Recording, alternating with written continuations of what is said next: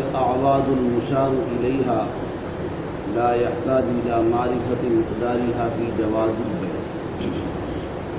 حضوری نے فرمایا کہ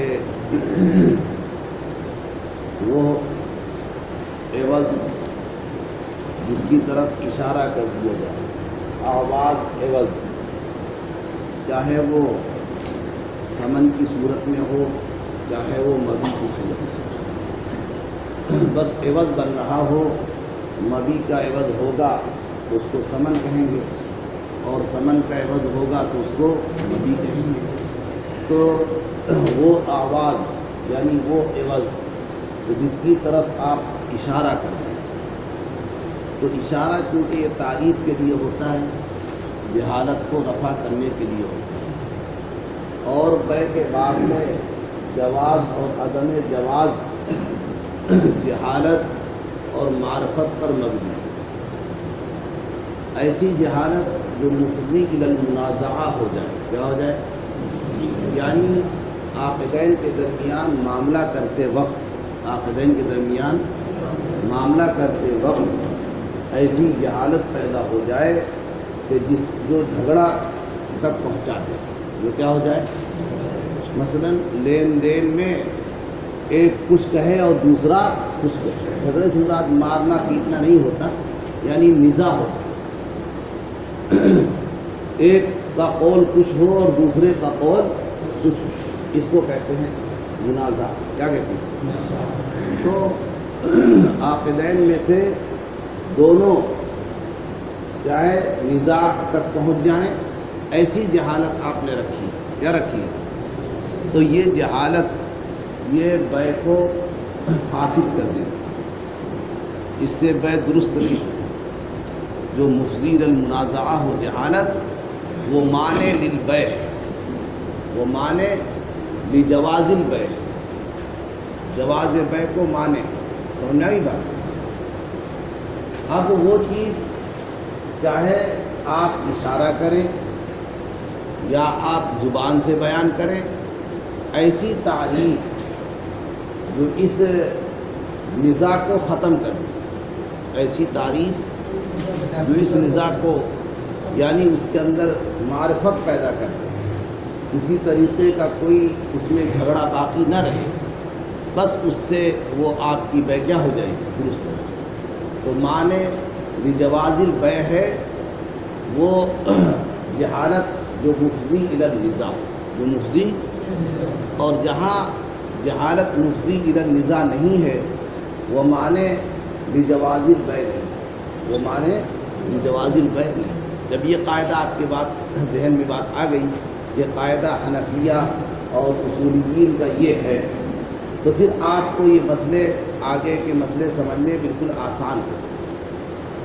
اس لیے کہ دیکھیے یہاں کہا کہ وہ عوض جس کی طرف اشارہ کر دیا جائے، چاہے وہ مبیع کی شکل میں ہو. آپ کہتے ہیں کہ میں نے اس کو 10 روپے کا بیچا، بس بات ختم. اب لینے والا جب لے گا تو 10 روپے ہی آپ کو دے گا اور یہی چیز مانگے گا.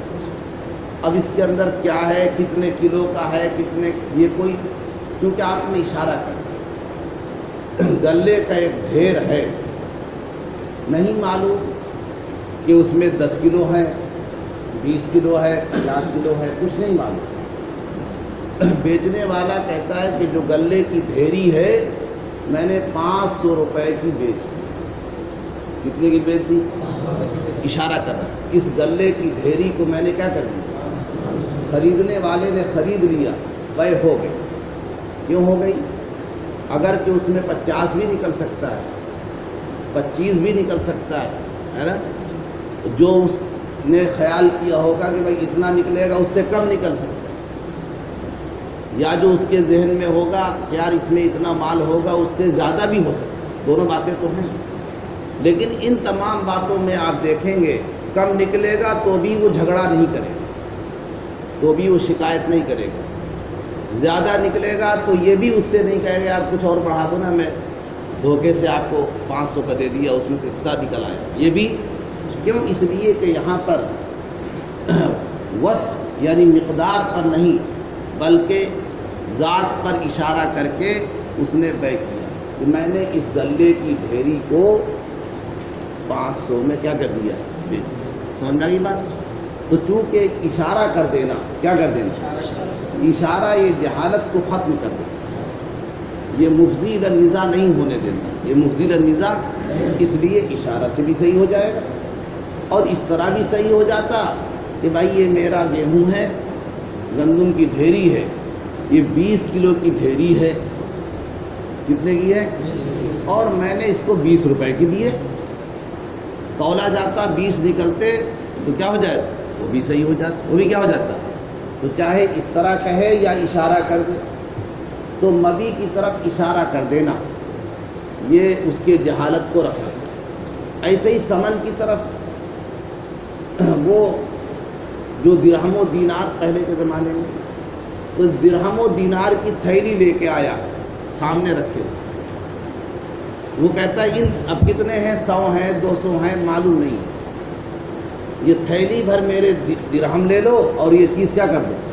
وہ راضی ہو گیا تو میں کیا ہو جائے گی، صحیح ہو جائے گی۔ کیوں؟ اس لیے کہ اس میں یہ نہیں دیکھنا کہ کتنے نکلتا، کیونکہ اس نے معاملہ کر لیا اشارے کے ذریعے سے اس معین تھیلی پر، کہہ پر۔ اب اس میں کم نکلے، زیادہ نکلے، اس سے کوئی نزاع پیدا نہیں ہوگا، اس سے کوئی نزاع پیدا، جب نزاع پیدا نہیں ہوگا تو بے کیا ہو جائے گی، سمجھنا کی بات۔ لیکن ایک بات ذہن پہ اور رہے، اشارہ کے ذریعے سے عوض کی طرف اشارہ کر دینے سے بے درست ہوتی ہے، لیکن اموال ربویہ میں غیر جنس پر ہو، اموال ربویہ میں جنس کا جنس کی طرف اشارہ سے معاملہ درست نہ ہو۔ مثلا آپ گیہوں کو خریدتے ہیں، گیہوں کے عوض کیا خریدیں، اور آپ اپنے گیہوں کی طرف بھی اشارہ کرتے ہیں اور اس کی طرف بھی کیا کرتے ہیں، یہ صحیح نہ ہو۔ یہ اس وجہ سے نہیں کہ جہالت، یہ دوسری وجہ سے، کیونکہ اموال ربویہ یعنی وہ مال جن میں ربا ہوتا ہے، وہ کون ہے بھائی، الحنطۃ بالحنطہ ہے یا نہیں ہے، الشعیر بالشعیر، الذهب بالذهب، والفضہ بالفضہ، والملح بالملح، یہ اموال ربویہ کہلاتے ہیں۔ کیا کہلاتے ہیں بھائی، یہ اموال ربویہ۔ تو ان کا تبادلہ جب باہم انہی کی جنس سے ہوتا ہے، کس سے ہوتا ہے، تو پھر آپ کو باب الربا میں بات بتائی جا چکی ہے کہ جب ایک ہی جنس کا تبادلہ ہوتا ہے تو کمی بیشی جائز نہیں، کمی بیشی جائز نہیں۔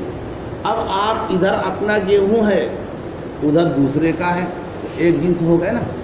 آپ کہتے ہیں میں نے اس گیہوں کو آپ کے بس کیا کر دیا، تو چونکہ کمی بیشی جائز نہیں ہوتی، اب آپ کو نہیں معلوم کہ 1 کلو ہے، اس کو بھی نہیں معلوم کہ 1 کلو ہے، تو کمی بیشی کا شبہ ہے، برابر ہو بھی سکتا ہے اور جس طرح ربا میں حقیقت ربا ناجائز ہے، ربا مانا بڑھوتری، ربا میں باب ربا میں جس طرح حقیقت ربا کہ 1 کلو دے کے گیہوں 2 کلو، یہ حقیقت ربا کیا ہے، 1 تولہ سونا دے کے 2 تولہ سونا لینا حقیقت ربا، 1 درہم دے کے 2 درہم لینا حقیقت ربا، سمجھ آئی بات۔ تو جس طرح اموال ربویہ میں حقیقت ربا ممنوع ہے، ایسے ہی شبہۃ الربا بھی ممنوع، ایسے ہی شبہۃ الربا بھی، حقیقت میں نہیں معلوم کہ کون زیادہ ہے اور کون کم ہے، لیکن شبہ ہے، اور جب اموال ربویہ میں شبہۃ الربا ہو جائے وہ بھی ممنوع، وہ بھی کیا ہے۔ تو آپ اشارہ کرتے ہیں اس گیہوں کو بھی اور اشارہ کرتے ہیں ادھر کی ڈھیری کو بھی، لیکن پھر بھی جائز، اس وجہ سے نہیں کہ اشارہ تام نہیں ہے، اشارہ صحیح ہے، سب کچھ صحیح ہے، لیکن ایک دوسری وجہ پائی جاتی ہے، دوسری دلیل سے ممنوع ہے۔ دوسری دلیل یہ ہے کہ گیہوں کو گیہوں سے تبادلہ کرنا یہ اموال ربویہ میں سے ہے، اور جب اموال ربویہ کا تبادلہ ہم جنس سے ہوتا ہے تو برابر سرابر ہونا چاہیے۔ کیسے ہونا چاہیے؟ کمی بیشی جائز نہیں ہوتی، نہ حقیقتاً نہ شبہتاً، نہ حقیقتاً نہ، بات سمجھا گئی نا؟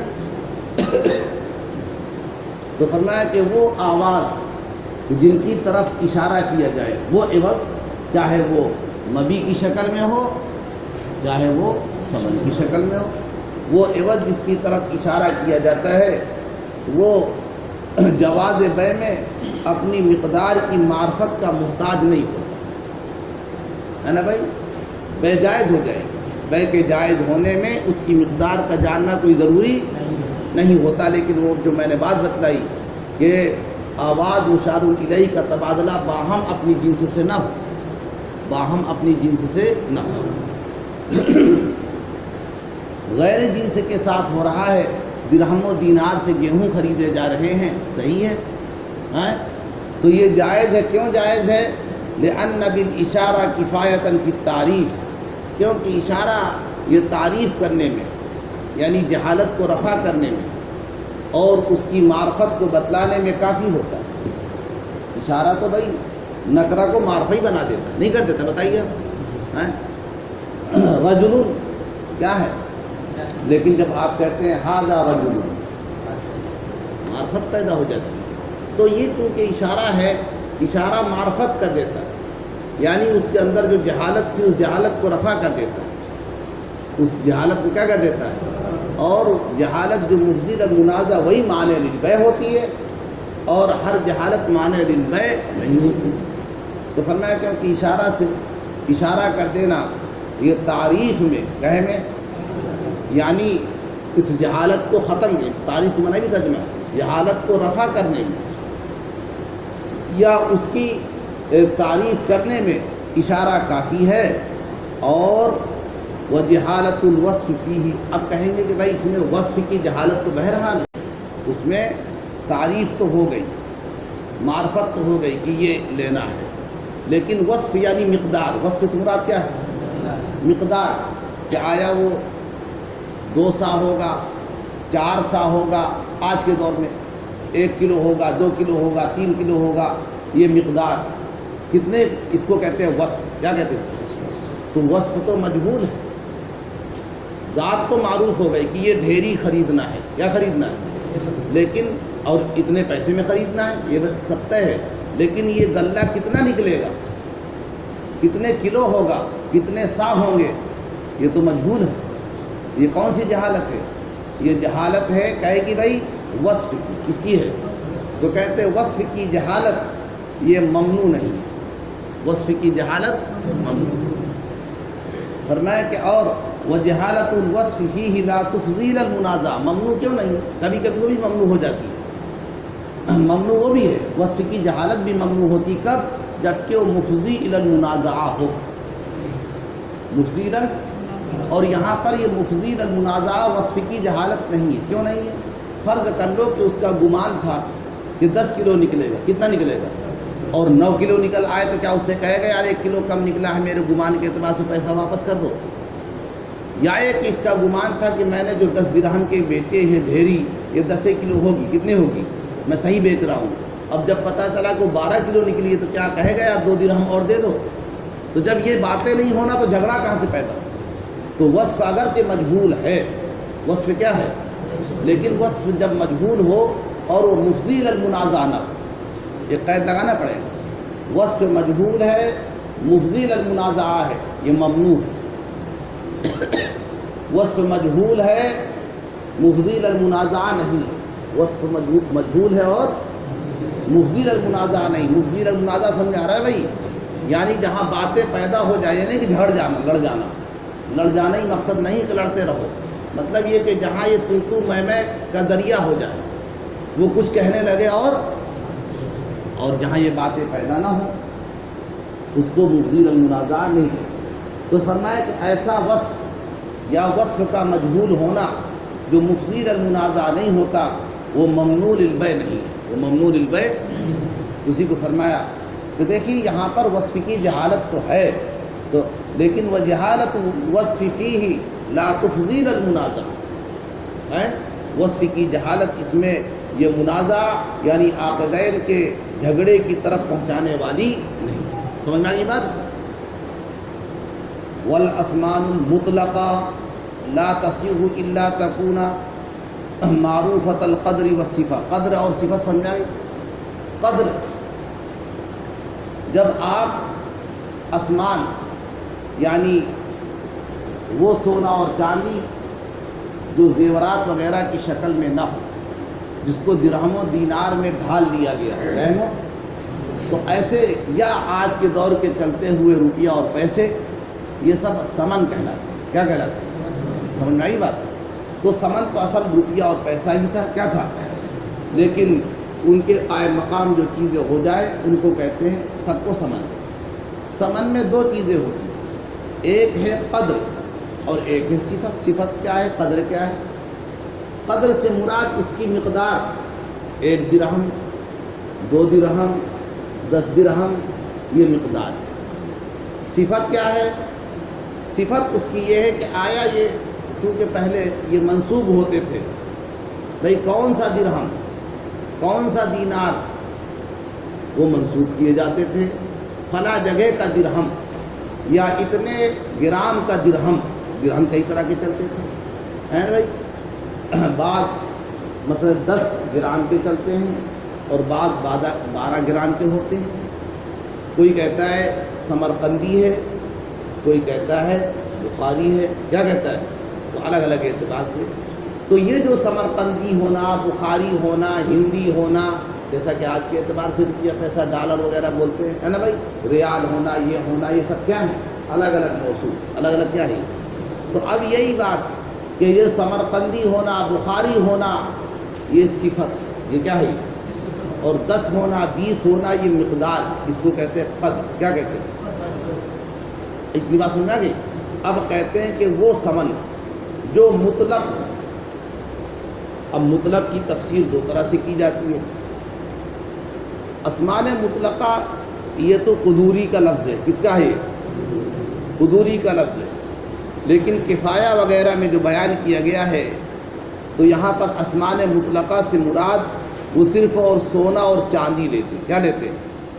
لیکن عنایہ نے فرمایا کہ بھائی اسمان مطلقہ سے مراد وہ سمن ہے کہ جو جن کی طرف اشارہ نہ کیا گیا، جن کی طرف اشارہ، جو بغیر اشارے کے کہہ دیے جائے 10 درہم، کوئی اشارہ نہیں، یہاں کا وہاں کا، سمرقند کا، بخارا کا، ایسا کچھ، اس کو کہتے ہیں اسمان مطلقہ۔ کیا کہتے ہیں اس کو؟ ورنہ ان کے اعتبار سے، یعنی جو کفایہ میں اس کی وضاحت کی گئی، اس وضاحت کے اعتبار سے اسمان مطلق سے مراد وہ ہے جو سونا اور چاندی سے جن کو ڈھالا گیا، سونا اور چاندی سے، لیکن یہ کہ کفایہ کے اعتبار سے وہ درہم و وہ نقود، وہ درہم و دینار مراد ہیں کہ جن کی طرف کیا ہے بھائی؟ اشارہ نہ کیا گیا، جن کی طرف اشارہ نہ ہو۔ تو فرمایا کہ وہ سمن جو مطلق ہوں، یعنی جن کی طرف اشارہ نہیں کیا گیا، جن کی طرف اشارہ، تو لا تصح، ابھی بے صحیح نہ ہوگی ان کے ذریعے سے۔ ہاں مگر کب صحیح ہوگی؟ الا ان تکون معروفۃ القدر والصفہ، جب آپ نے مطلق طور پہ کہا کہ میں نے یہ کتاب 10 درہم کی خریدی، اور مطلق کہا نا، تو یہ 10 درہم میں کتاب اس وقت صحیح ہوگی جبکہ اس درہم کے بارے میں، اس درہم کے بارے میں اس کی مقدار بھی معلوم ہو، صفت بھی معلوم ہو، کہ بھائی وہ 10 دینا چاہتا ہو تو کہہ دیا، اس نے کہا میں درہم میں خریدا، تو صحیح نہیں ہوگا، مگر کب ہوگا؟ جبکہ اس کی مقدار بیان ہے۔ تو معروفۃ القدر ہونا چاہیے، اور معروفۃ الصفت کہ کہاں کا درہم دے گا، بخارا کا دے گا، سمرقند کا دے گا، عراقی دے گا، ایرانی دے گا، جو زمانے میں چلتے تھے مثلا، تو یہ جب تک اگر ایسا ہے تو پھر یہ اس وقت صحیح ہوگا جبکہ یہ صفت اور قدر دونوں اعتبار سے معروف و مشہور ہے۔ کہتے ہیں یہ ایسا کیوں ضروری ہے؟ مطلق جیسے اب تو کیونکہ ہمارے دیار میں ایک ہی طرح کا پیسہ ہے، ایک ہی طرح کی چیز ہے، تو مطلق سے معاملہ ہوتا ہے، کوئی حرج کی بات نہیں۔ ایک آدمی کہتا ہے 1000 کی میں نے خریدی، بس معاملہ ہو گیا، وہاں کسی وضاحت کی کوئی ضرورت کیوں؟ اس لیے کہ 1000 چاہے 500 کے 2 نوٹ دے دے، یا ایک 100 کے 10 نوٹ دے دے، یا 50 کے 20 دے دے، چاہے 10 کے کتنے دے دے، ہے نا بھائی، 10 روپے ہیں، 10 روپے، وہ کتنے دے دے؟ 100 دے دے، کتنے دے دے؟ سب میں کیا ہو جاتا ہے؟ کیونکہ سب کی مالیت، چاہے 10 کے نوٹ کو 100 لاؤ تو کتنا ہو گیا؟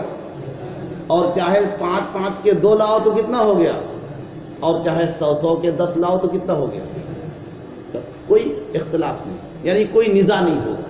تو یہاں چونکہ ایک ہی چل رہا ہے، لیکن وہ دیار جہاں اس طریقے کے واقع ہوتا تھا کہ بھائی یہ درہم بھی چلتا تھا، یہ درہم بھی چلتا تھا، 10 ماشے کا بھی چلتا تھا، 12 ماشے کا بھی چلتا تھا، کسی میں کھوٹ زیادہ ہوتا تھا، کسی میں کھوٹ کم ہوتا تھا۔ اس زمانے میں جب کہ سونا اور چاندی چلتا، اب تو نوٹ چلتے ہیں نا، کوئی حرج کی بات نہیں۔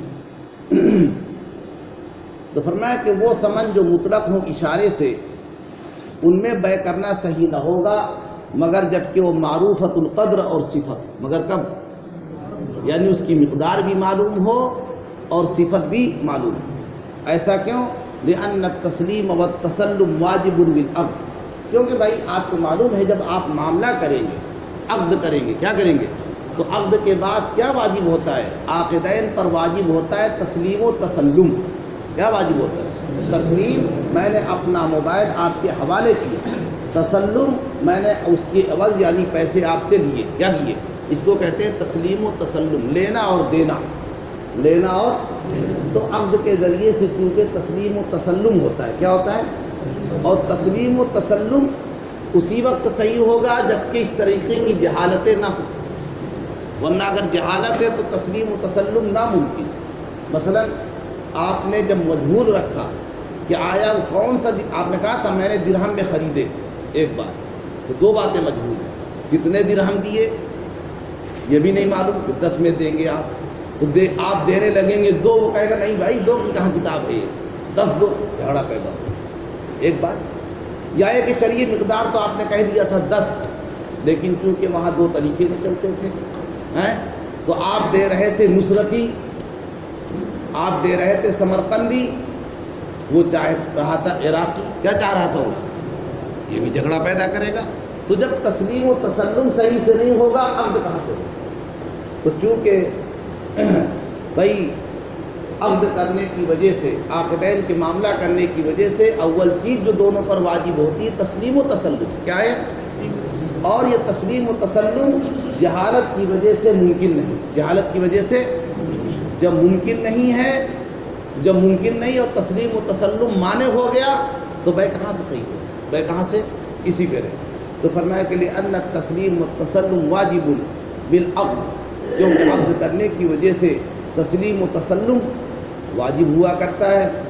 وہذہ الجہالہ، اور اس طریقے کی جہالت، کون سی جہالت، جہاں صفت کی جہالت پیدا ہو جائے یا جہاں مقدار کی جہالت پیدا ہو جائے، یہ مفضیۃ الی المنازعہ، کیا ہو جائے گا، آپ گھٹیا قسم کے دے رہے تھے، یہ بھی لے لو، گھٹیا قسم کے درہم دے رہے تھے اور وہ عمدہ مانگ رہا ہے، کیا مانگ رہا تھا، یہ بھی ہو جائے گا کہ بھائی وہاں گھٹیا بھی چلتے، عمدہ بھی چلتے، کھوٹ والا چلتا ہے، بغیر کھوٹ والا بھی چلتا ہے۔ تو اسی وقت جب کہ دونوں طرح کے چلتے ہوں، اور اگر ایک ہی طرح کا چلتا ہے تو یہ سب کرنے کی کوئی ضرورت نہیں۔ تو فرمایا کہ اور یہ جہالت مفضی ہے جھگڑے کی طرف، فَيَمْتَنِعُ التَّسْلِيمُ وَالتَّسَلُّمُ، لہذا تسلیم و تسلم کیا ہو جائے گا، مانے ہو جائے گا۔ سمجھ میں آ گئی بات؟